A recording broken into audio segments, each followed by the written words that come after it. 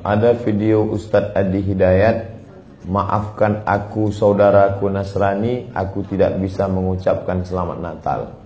Karena orang yang mengucapkan selamat Natal, maka dia sudah mengakui tiga. Yang pertama, mengakui bahwa Isa anak Tuhan. Yang kedua, mengakui bahwa Isa lahir 25 Desember. Yang ketiga, mengakui bahwa Isa mati di palang salib. Ketiga-tiga ini dibantah oleh Al-Quran.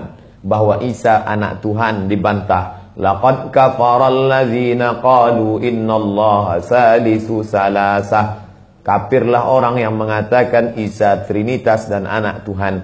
Tentang Nabi Isa lahir tanggal 25 Desember dibantah. Ketika Maryam memegang Isa, tidak ada makanan karena terlahir di tepian kota. Allah memerintahkan menggoncang pangkal batang pohon korma. Tusakit alaiki rutaban jania. Gugur buah korma yang mengkal. Buah korma mengkal ada pada musim panas bulan Juli Agustus. Ketika Isa lahir, kambing-kambing sedang digembalakan di padang rumput. Sedangkan bulan 12 rumput tidak tumbuh karena tertutup salju. Maka 25 Desember bukan hari kelahiran Isa, tapi hari raya merayakan Dewa Mitra, Dewa Matahari, yang diambil oleh Kaisar Konstantin dari Konstantinopel. Lalu kemudian tentang Isa mati di palang salib dibantah Al-Quran. Wa ma qataluhu, mereka tidak membunuhnya. Wa ma salabuhu, mereka tidak menyalibnya. Walakin syubbihalahum, ada orang lain yang diserupakan wajahnya dengan Isa. Dialah Yudas Iskariot, murid Isa yang menjual imannya dengan beberapa keping uang emas. Saya punya kawan Kristen Masehi, tapi dalam masalah hubungan baik, masalah ngasih makanan, masalah beri pakaian, oke. Tapi kalau sudah terkait dengan akidah, wala ana abidu ma'abadtum wala antum abiduna ma'abud lakum dinukum waliyadin. Tentang masalah tahun baru, apakah 1 Januari itu bersih, tidak ada hubung kait dengan agama? Maka tidak benar. 1 Januari 2018 Masehi, seolah-olah Masehi terkait dengan Al-Masih Isa alaihissalam. Itu kalender dibuat oleh Kaisar Julian dari Romawi kuno. Kaisar Julian membuat kalender, maka dibuat nama dia Kaisar Julian, maka disebut Julian kalender. Lalu kemudian Julian kalender dibawa ke Vatikan, dirobah oleh Kaisar Raja Pendeta Paus Vatikan bernama Paus Gregorius. Maka sampai sekarang disebut dia dengan Gregorian kalender.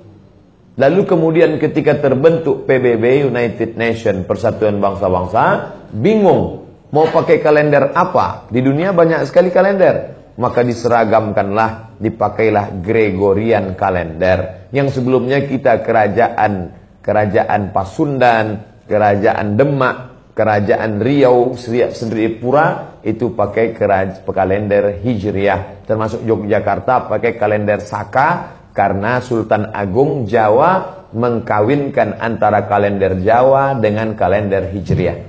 Karena ingin mendamaikan antara Jawa dengan Islam. Maka setiap menyambut tahun baru Saka, sekaligus menyambut tahun baru Hijriah.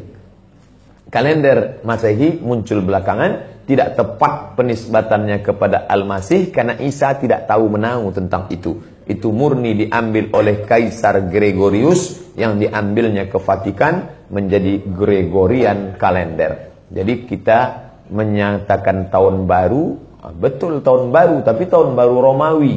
Tahun baru Romawi, jangan kaitkan kepada Isa alaihissalam. Dia masih terkait. Adapun tahun baru Jepang, tak ada terkait dengan akidah. Nah, ini tahun kalender yang baru. Tidak meyakini bahwa dengan kalender yang baru ini nasib berubah menjadi baru. Siapa yang asap malam itu paling banyak mengepul ke atas, maka rezekinya yang paling murah. Lalu membakar ayam sampai 2000 ekor. Nah, oleh sebab itu saya anjurkan anak-anak muda, remaja-remaja masjid, tanggal 31 malam tanggal 1, setiap masjid semuanya buat kajian, iktikaf, zikir, muhasabah, supaya jangan keluyuran ke sana kemari. Hanya 2 saja. Anak-anak muda pergi ke masjid mulai jam 10, jam 11, jam 12, jam 1, jam 2, atau habis isya tidur. Saya nggak bisa tidur Pak Ustadz. Biasa malam kalau nggak bisa tidur, habis isya makan Antimo 2. Nguap tidur langsung. Itu saja. Adapun nanti Ustadz malam tahun baru apakah buat muhasabah di masjid? Enggak. Saya berangkat 28-29 umroh, maka tahun baru di Madinah. Tahun lalu juga begitu. Tapi tahun sebelumnya dibuat acara muhasabah. Wallahu a'lam.